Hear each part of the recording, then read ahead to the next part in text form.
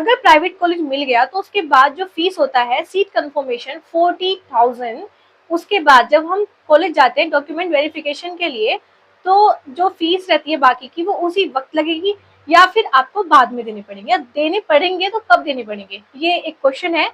देसी लड़का करके एक आईडी है इंस्टाग्राम पे, इन्होंने मुझे मैसेज किया था, तो मुझे लगा कि हाँ ये एक हेल्पफुल वीडियो हो सकता है आपके लिए, क्योंकि आप लोगों के मन में भी ये डाउट उठ रहा होगा, क्योंकि बहुत ज्यादा कंफ्यूजन रहती है उन स्टूडेंट्स के लिए जो एडमिशन तो लेने जा रहे हैं लेकिन उनके पास इनफ अमाउंट नहीं होता, इतने ज्यादा पैसे नहीं होते जितने आपका फीस वहां पर ऐड होती है। तो उनके दिमाग में ये जरूर आता है कि हमें जो फीस सबमिट करनी है आखिर ये कब करनी है, तो अभी हमें जरूरत है या फिर हम बाद में भी पे कर सकते हैं। अगर अभी हमारे पास नहीं है तो क्या हम एडमिशन ले लें, क्या बाद में अगर हम अरेंज करके फिर फीस पे कर सकते हैं, तो ये वाले सवाल आपके मन में जरूर उठ रहे होंगे। तो इसलिए सोचा कि एक वीडियो हम बनाते हैं जिसमें मैं गवर्नमेंट और प्राइवेट दोनों को यहाँ पर डिफरेंशिएट करूंगी कि कब किसको फीस कितनी देनी होती है।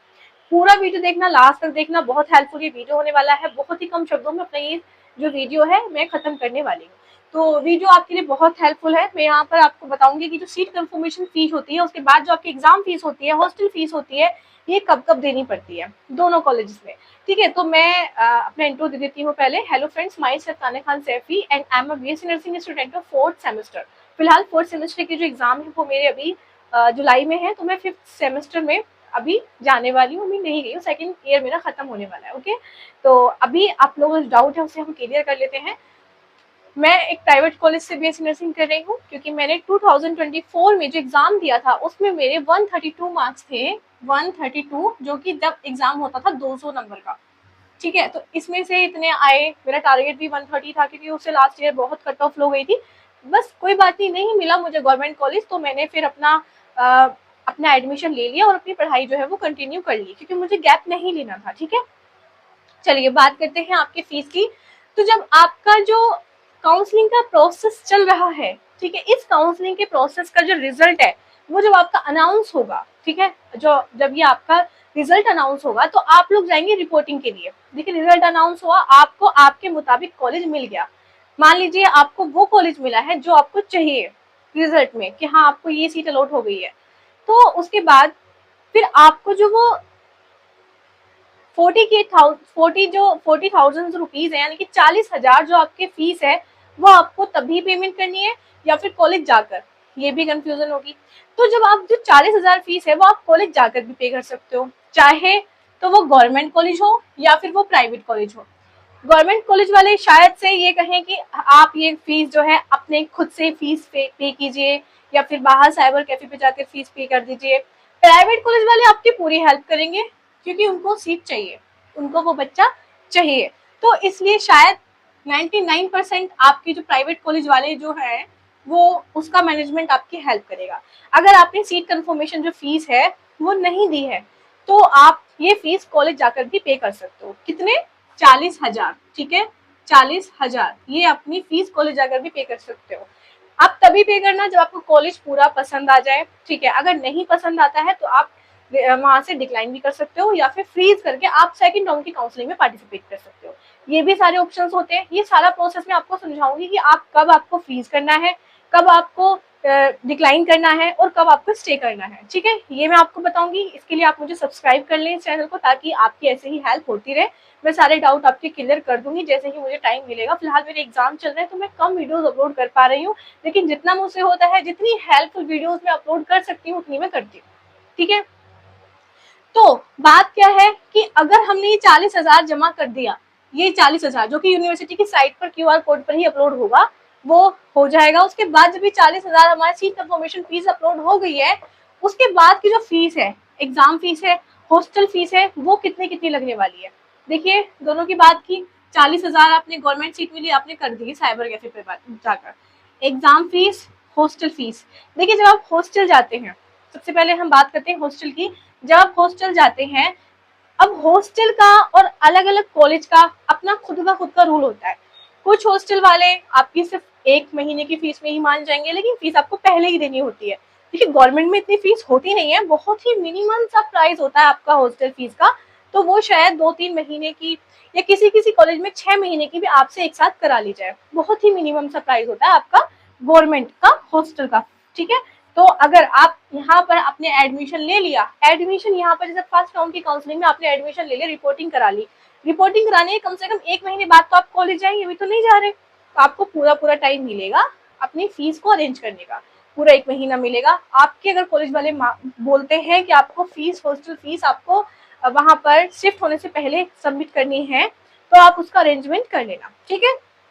आप जब अपना सीट अलॉटमेंट लेटर मतलब उसके बाद जब आप पूरा फाइनल करके जा रहे हैं, डॉक्यूमेंट वेरिफिकेशन करके जा रहे हैं, तभी सारी फीस आपको डिसाइड कर लेनी है कि सर हम तब से, अब जब हमारी क्लासेस लगेंगी हम तब से शिफ्ट होंगे, हमारे हॉस्टल का खर्चा कितना आएगा या कितना हमारा एग्जाम फीस लगने वाली है, ठीक है।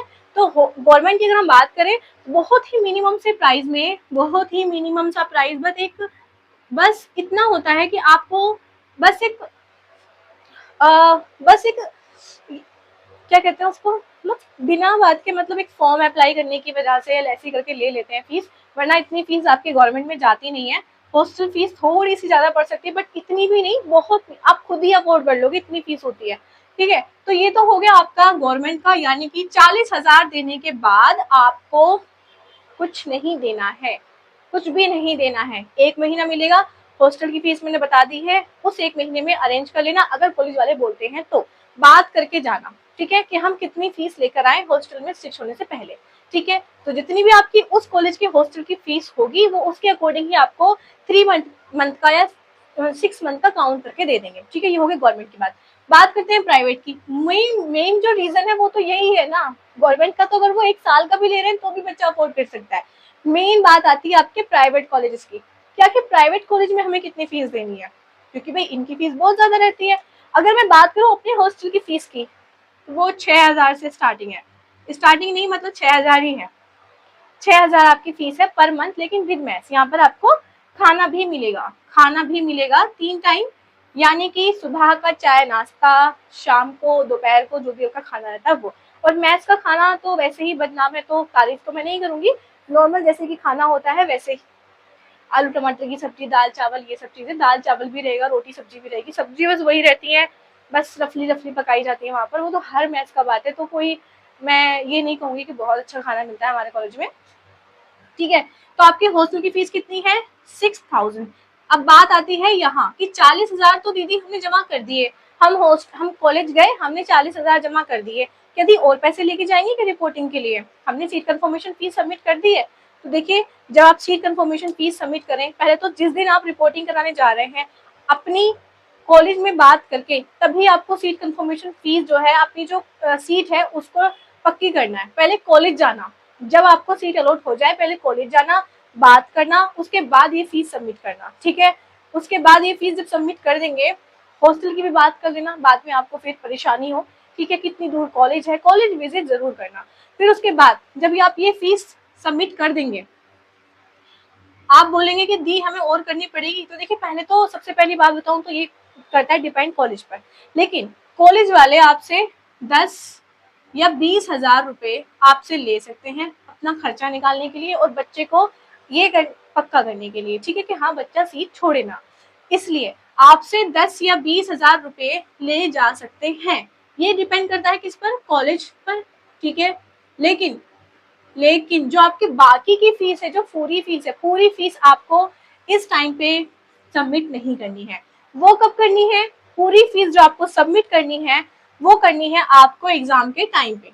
एग्जाम से पहले जब आपके एग्जाम फॉर्म निकलते हैं, एग्जाम फॉर्म आपको फिल करना पड़ता है, उस वक्त आपकी पूरी फीस सबमिट होती है। अब आप बोलेंगे दी पूरे साल की फीस तो हमारी इतनी है, 1 लाख है, तो क्या 1 लाख फीस हम फर्स्ट सेमेस्टर के एग्जाम फॉर्म फिल करते वक्त देंगे? नहीं, आपको जो फीस सबमिट करनी है वो आपको करनी है फर्स्ट सेमेस्टर में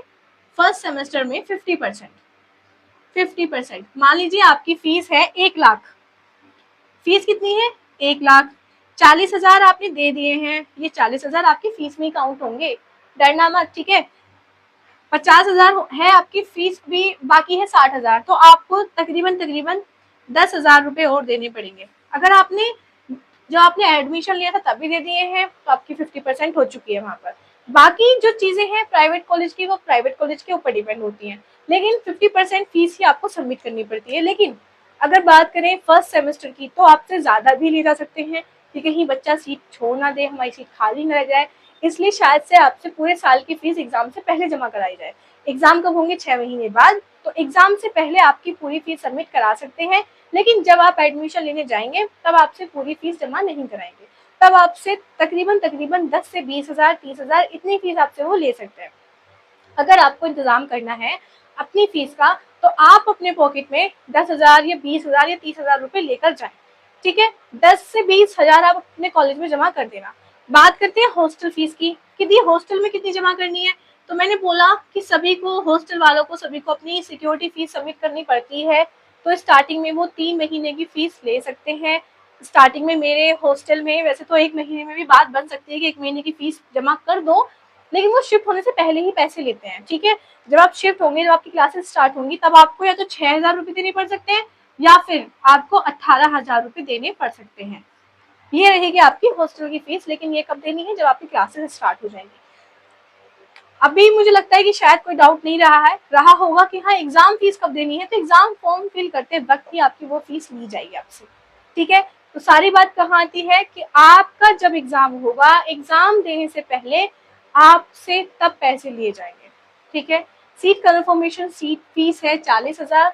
उसके अलावा 10 या 20,000 रुपए आपके कॉलेज वाले ले सकते हैं, लेकिन आपसे पूरी फीस सबमिट नहीं करने को बोलेंगे। ठीक है, तो ये है आपका पूरा आपका फीस का पूरा इंफॉर्मेशन जो कि आप लोगों के डाउट थे। तो ये मुझे काफ़ी अच्छा लगा कि हाँ सारे बच्चे इस चीज़ के बारे में पूछ रहे हैं, तो सोचा कि एक वीडियो बनाकर प्रोवाइड कर दूं। और मैं चाहती हूँ कि आप इस वीडियो को लाइक करें, चैनल को सब्सक्राइब करें। कहने वाली बात नहीं है कि हाँ दीदी बड़े आराम से बोल रही है तो हम नहीं कर रहे। नहीं, आराम से नहीं बोल रही, मैं बहुत दिल से बोल रही हूँ, अंदर से बोल रही हूँ। लाइक कर दो, क्योंकि मुझे यहाँ पर डिजिटल बोर्ड लगवाना है। डिजिटल बोर्ड पर पढ़ाऊंगी कुछ दिनों बाद, लेकिन आप सबकी हेल्प के बाद, जब आप मुझे मदद करेंगे, आप मेरी वीडियो लाइक करेंगे, ऐसे ही प्यार अपना सपोर्ट बनाए रखेंगे, साथ जुड़े रहेंगे, ऐसे ही देखते देखते इस व्हाइट बोर्ड की जगह एक डिजिटल बोर्ड आ जाएगा। ठीक है, मार्कर गिर गया। तो अभी हम उस प्रोसेस में लगे हुए हैं ताकि आप लोगों का साथ सपोर्ट और प्यार बना रहा तो एक दिन हम डिजिटल बोर्ड भी खरीद पाएंगे। तो इसलिए अगर आपका डाउट क्लियर हो गया है तो वीडियो को लाइक करना, प्यार से कमेंट करना। मैं अपना जो नंबर है वो कमेंट बॉक्स में पिन कर दूंगी, वो मेरा व्हाट्सएप नंबर है। कोई भी ज़रूरी बात है, बहुत ज़रूरी बात है, तो आप मुझे टेक्स्ट कर सकते हैं।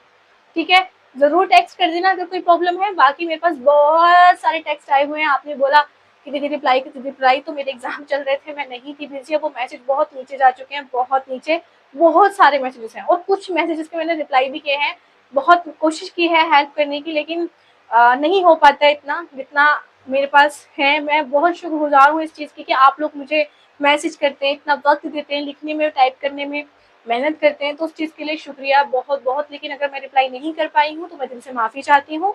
लेकिन आप लोगों को मेरी मजबूरी पता है, मेरे एग्ज़ाम्स आ रहे हैं, बिल्कुल नज़दीक है, जुलाई में मेरे एग्ज़ाम है। सिलेबस बहुत ज़्यादा है, फार्माकोलॉजी मेरा टफेस्ट जो सिलेबस है, जो आपका सब्जेक्ट है, वो मेरा इस बार है। तो इसलिए मुझे थोड़ी सी टेंशन है, इसलिए मैं आपको रिप्लाई नहीं कर पाई, सॉरी फॉर डैट। और ऐसे ही बने रहें, कनेक्टेड रहें। Thank you so much. कोई डाउट है तो कमेंट कर देना, वीडियो ज़रूर बनेगा अगर वो यूज़फुल है तो। Thank you so much, bye.